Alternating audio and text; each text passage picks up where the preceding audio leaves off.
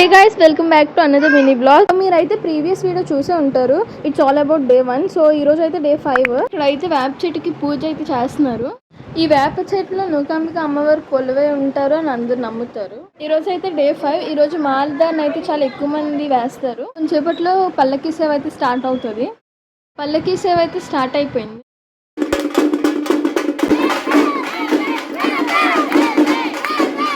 చూస్తున్నారు కదా, వీళ్ళందరూ 5 days మాలేసుకునే వాళ్ళు.